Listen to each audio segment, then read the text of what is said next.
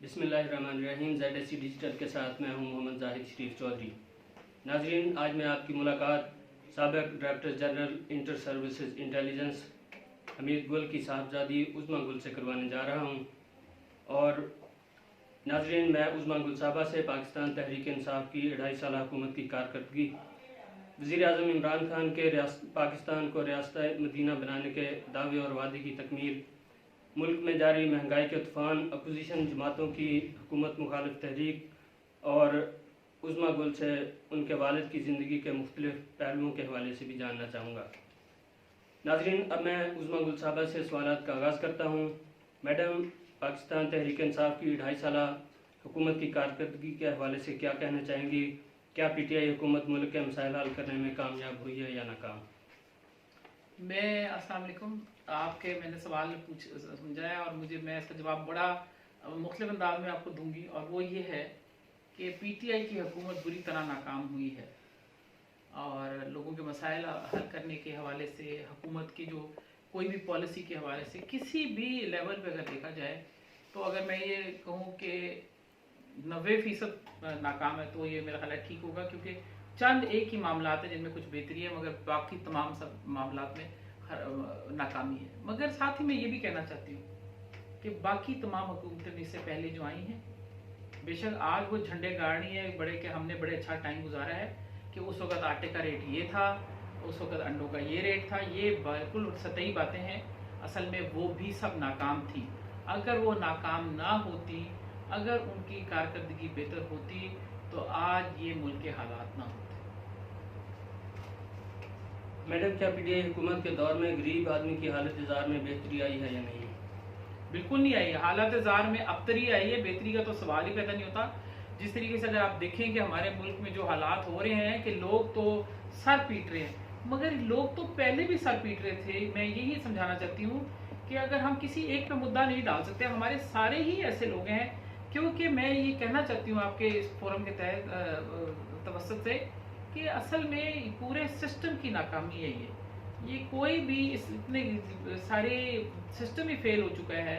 ये मगरबी जमहूरियत ही नाकाम है। इसमें आके कोई भी शामिल होगा, कोई पार्टी अच्छी नीयत से शामिल हो, बुरी नीयत से शामिल हो, उसका अंजाम तो यही होना है। अलबत्ता PTI को ज़रा थोड़ा क्रेडिट ज़्यादा इसमें मिल जाता है, क्योंकि उन्होंने बिल्कुल ही नए लोग, जिनका कोई सियासत में इंटरेस्ट नहीं था, जिनका कोई कारकर्दगी में इंटरेस्ट नहीं था, लोगों में उन्होंने वापस जाके वोट लेने की कोई एफर्ट नहीं करनी थी, तो उनका जो कहते हैं कि लोगों के साथ जो इंटरेक्शन था वो भी जीरो लेवल पे था। तो उनको परवाह ही नहीं है। वो उनकी सोच ये कि हम इमरान खान के नाम पे हमें वोट मिले, हम आ गए, और जब जाएंगे तो इमरान खान को खुश करना जरूरी है, बाकी आवाम के लिए कुछ नहीं करना। तो इसलिए हम इसका इस वक्त की जो नाकामी का सेहरा तो उन्हीं के साथ बनता है। मैडम, क्या PTI हुकूमत मुबैना तौर पर करप्ट अफराद का हिसाब करने और मुल्क में करप्शन के खात्मा में कामयाब हुई है या नाकाम? नहीं, बिल्कुल नहीं। PTI की हुकूमत ने तो ना सिर्फ ये कि करप्ट लोगों के लिए मैं समझती हूँ साथ दिया है, और जितनी करप्शन के सिर्फ जबानी लिप सर्विस है, जमा खर्च है, बार बार कहा जा रहा है कि हम करप्ट लोगों को पकड़ेंगे, एहतसाब करेंगे, मगर एक भी कोई बंदा नहीं पकड़ा गया। और केस ही जब आप इतने कमजोर बनाते हैं, आपका मकसद सिर्फ आवाम को धोखा देना, आंखों में धूल झोंकना है, किसी को पकड़ना नहीं, क्योंकि आप अपने अंदर भी काली भेड़ें भरपूर तरीके से कार्रवाई कर रही हैं, करप्शन कर रही हैं, और आप उनको भी तहफ़्फ़ुज़ देते हैं। चेयरमैन FBI जो अभी गुजरे, पहले उनको मुझे नाम नहीं याद रहा, शब्बीर जैदी साहब, वो शब्बर जैदी साहब, तो वो भी यही कहते थे कि जी मुझे तो, मैं जिस पे हाथ डालता हूँ कहते हैं ये हमारा स्पॉन्सर है, इसने हमें इलेक्शन में फाइनेंस किया है, हम उनके साथ नहीं चल सकते। तो लिहाजा ये बात तो तय है कि आप सिर्फ हमारे कौम की आंखों में धूल झोंकने के लिए काम कर रहे हैं। कोई एहतसाब नहीं हो रहा। एहतसाब ऐसे होते हैं, ये तो ड्रामा है एहतसाब का। मैडम, क्या वज़ीर आज़म इमरान खान पाकिस्तान को रियासत मदीना बनाने के वादे और दावे पर अमल करवाने में कामयाब हुए हैं या नहीं? इस हवाले से नहीं जी, मैं तो समझती हूँ रियासत मदीना सिर्फ एक स्लोगन के तौर पे इस्तेमाल हुआ है, कौम को गलत राह पे डाल के। जो पंजाबी में एक जुमला होता है, जरा थोड़ा सा मायूब सा है, मगर कह देना चाहिए कि सज्जा दिखा के खब्बा मारना होता है, कि ये हमें तो सज्जा दिखा के, हमें तो दिखाया रियासत मदीना का ख्वाब दिखाया, और खब्बा मार दिया कि यहाँ तो रियासत ही नहीं रही। यहाँ रियासत की हालत ही ऐसी है कि लगता है कि हमारा वक्त का कोई भरोसा नहीं है। इस मुल्क की हालत दिगरगू है, किसी तरह के मामला में भी आप देख लें। तो ये तो सिर्फ स्लोगन था, ये ना उनका कभी उनके अमल से नजर आया कि कोई मकसद था, ना वो इसके मामले में कभी सीरियस पता लगे, ना हमें एहसास हुआ कौम को कि जी उन्होंने इसके लिए कोई काविश ही की हो। मैडम, अपोजिशन जमातों के तहत पाकिस्तान डेमोक्रेटिक मूवमेंट की तहरीक, हुकूमत मुखालिफ तहरीक के हवाले से क्या कहेंगी? क्या PDM वज़ीर-ए-आज़म इमरान खान की हुकूमत के खात्मा और मुल्क में साफ शफाफ और गैर जानबदाराना इंतखाबात करवाने में कामयाब हो जाएगी? मैं ये समझती हूँ कि ये इंतखाब भी मतलबी है, मतलब परस्त लोगों का इंतखाब है, इत्तेहाद है। अपोजिशन बिल्कुल एक वन पॉइंट एजेंडे के ऊपर फोकस्ड है कि हमारा एहतसाब ना किया जाए, हमें हमारी करप्शन पे नजर ना डाली जाए, और तब हम आपके साथ राजी हैं। नहीं तो आप मुझे बताएं कि ऐसे हालात बन रहे हैं, उसमें मुझे तो नहीं नजर आता कि ये इंतखाबात का रास्ता है, ये तो मार्शला का रास्ते की तरफ जाने की बातें हैं। जिस तरीके से मुल्क में बदअमनी और इस वक्त इतना मुश्किल हालात से हम गुजर रहे हैं, हम हालत जंग में कश्मीर के बॉर्डर के ऊपर हमारे आए दिन LOC के ऊपर फायरिंग होती है, हमारे हजारों लोग शहीद किए जाते हैं। तो ये मैं नहीं समझती कि इसका मकसद इस वक्त कश्मीर के लिए कॉज के लिए खड़ा होना। अगर तो हुकूमत पे ये दबाव डाला जाए कि आप कश्मीर के लिए कुछ करें, आप हम बॉर्डर पे इस वक्त इस तरह बुरे हालात हैं या LOC पे बुरे हालात हैं, तो उसको हम किसके लिए कोई काम करें, या उनकी पॉलिसी के ऊपर कहा जाए कि इन्होंने अपनी कश्मीर पॉलिसी पे क्या किया है, या दुनिया में जो हमारे मामलात हैं कि हम मुख्तलिफ ममालिक के साथ खराब हो रहे हैं उसके ऊपर बात करने की बजाय अपोजिशन इत्तेहाद तो एक वन पॉइंट एजेंडे पे काम कर रहा है। उनके तरीके से पता लग रहा है, वो सिर्फ कह रहे हैं कि जी हमने इनको हटाना है। तो हटाने से मकसद क्या, हटाने का होगा क्या? इन हाउस तब्दीली पे वो इंटरेस्टेड नहीं है। तो इन सारी चीजों को अगर समझा जाए, उनके गौर से देखा जाए, तो इससे यही लगता है कि वो भी एक मतलब परस्त टोला है, और वो कोई इलेक्शंस नहीं होंगे। मेरा नहीं ख्याल कि इस मुल्क में कोई इलेक्शंस होने, क्योंकि जो हालात जिस तरह अगर इमरान खान साहब को हटाया जाएगा तो वो फिर तरीकेकार में इलेक्शन के कोई चांस नहीं नजर आता।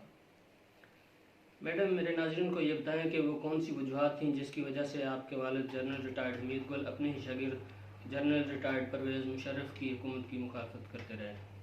देखिए, वजूहत तो बिल्कुल ये थी कि जनरल साहब नजरिया पाकिस्तान के साथ बहुत ज़्यादा कमिटेड थे, उनकी बड़ी लगाव था, उनको यकीन था, वो समझते थे, वो कायदे आज़म का जो नज़रिया था उसको बिल्कुल उसी तरह लेके चल रहे थे। तो उनके जहाँ क्लैरिटी ऑफ सोच होती है या थॉट होती है वो बड़ी ज़रूरी है, उसके बाद आप अपने रास्ते से हट नहीं सकते। और जनरल मुशर्रफ तो अपनी हुकूमत को दबाम देने के लिए हर किस्म के कॉम्प्रोमाइज़ कर रहे थे।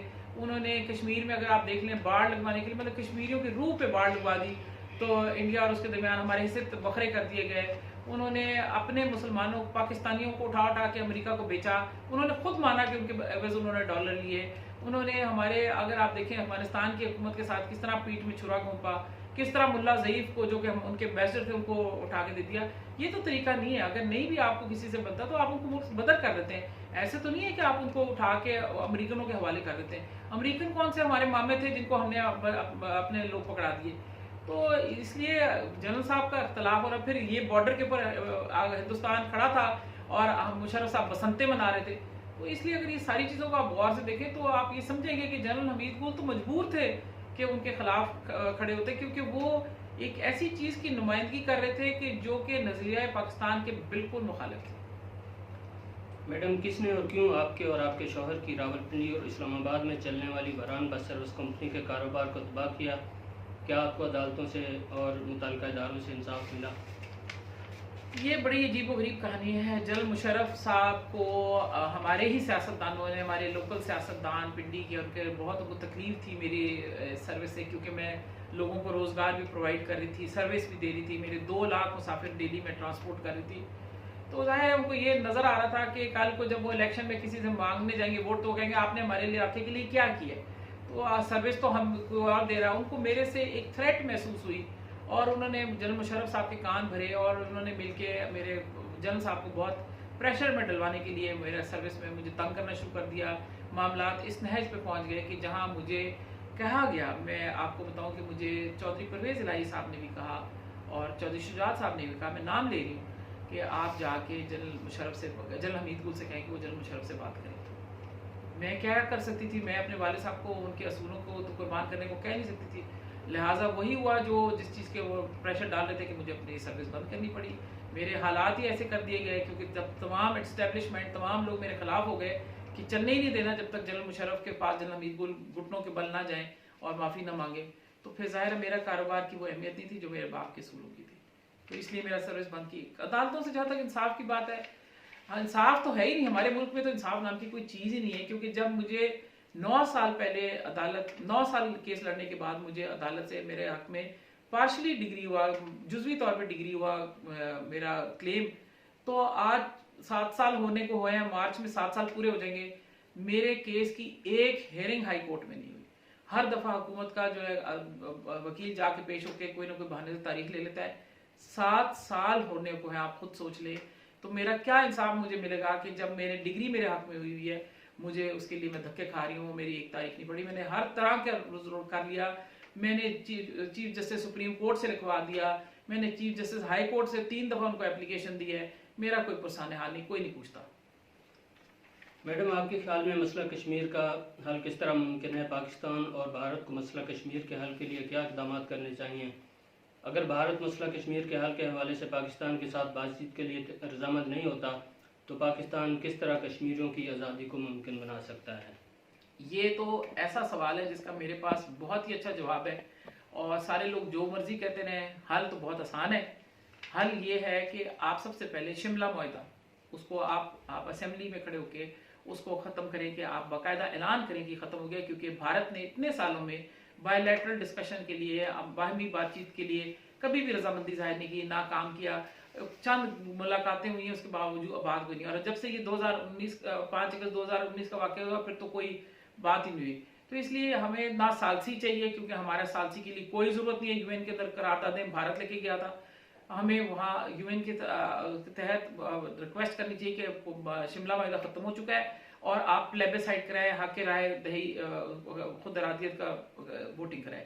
अगर ये नहीं होता, क्योंकि यूएन भी उन्हीं का अदारा है, उन्हीं सारे लोगों को बेनिफिट पहुंचाने के लिए मुसलमान दुश्मन अदारा, मैं तो कहती हूँ कि उन्होंने कभी मुसलमानों के फायदे का कोई काम यूएन से नहीं हुआ, बल्कि हमेशा मुसलमानों को धोखा देने के लिए। फ़लस्तीन की दुनिया में सबसे ज़्यादा किसी एक मुल्क के लिए जो करारदादें हैं वो फ़लस्तीन के लिए, यूएन के लिए, मगर उसके बावजूद इसराइल भी वहाँ डंके की चोट से जो कुछ कर रहा है, आज तक 73 साल हो रहे हैं, ऐसे ही होता जा रहा है। तो इसलिए यहाँ से हमें इन तेलों में तेल नहीं है, और मुझे नहीं लगता कि हमें यूएन से कभी कोई रिलीफ मिलेगा। तो मेरा अपना ज़ाती ये ख्याल है कि बाकायदा जिस तरीके से हमारे नक्शे में को भी डिक्लेयर कर दिया गया है, वज़ीर आज़म साहब ने नक्शा बताया कि जी मकबूजा कश्मीर भी हमारा हिस्सा है और आज़ाद कश्मीर भी हमारा हिस्सा है, अपने नक्शे में शामिल कर दिया। तो अब अपने बात की लाज रखते हुए वो मकबूजा कश्मीर पे ऐलान करवाएं कि हम हालत जंग में हैं, उन्होंने हमारे इलाके पे कब्जा किया है और जंग शुरू करें। जंग के अलावा कोई रास्ता नहीं है, बगैर जंग लड़े। पहले भी जो आज़ाद कश्मीर हमारे पास है, जहाज और जंग के बगैर हासिल नहीं किया गया था। किसी ने प्लेट में रख के तश्तरी में पेश करके हमको आज़ादी नहीं देनी। अगर हमने आज़ादी लेनी है तो हमें लड़ के लेनी पड़ेगी। इससे बेहतर टाइम नहीं है। जब वो लोग स्टैंड ले रहे हैं, मकबूजा कश्मीर में लोग खड़े हैं, वो जाने दे रहे हैं, वो कुर्बानी दे रहे हैं, हमें क्या करना है? हमने सिर्फ जाके उनको डिक्लेयर करना है कि हम जंग करने पे तैयार हैं। अगर आपने जंग करनी है, इस वक्त हिंदुस्तान इंतहाई कमज़ोर है, चीन हमारे साथ खड़ा है। अगर हम तमाम इलाकों की अगर देखें स्ट्रेटजी और अपनी रीजनल स्ट्रेटजी को देखें, तो उस हिसाब से मैं समझती हूँ कि इस बेस्ट टाइम है कि हम इस वक्त इंडिया के ऊपर अटैक करें और वहाँ अपना मकबूजा कश्मीर को आज़ाद करें। और इसमें हम जायज़ भी होंगे, हक बजानिब भी होंगे, क्योंकि मकबूजा कश्मीर हमने खुद नक्शा फ्लोट किया है और हमने कहा वो हमारा हिस्सा है।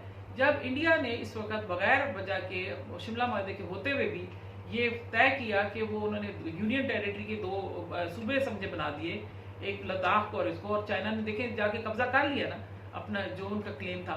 तो इसी तरीके से हमें भी ये करना पड़ेगा। कोई और शॉर्टकट नहीं है इसका, कोई टेबल पे बैठ के मुज़ाकरात नहीं होने, कोई सालसी नहीं होनी, कोई और रास्ता नहीं।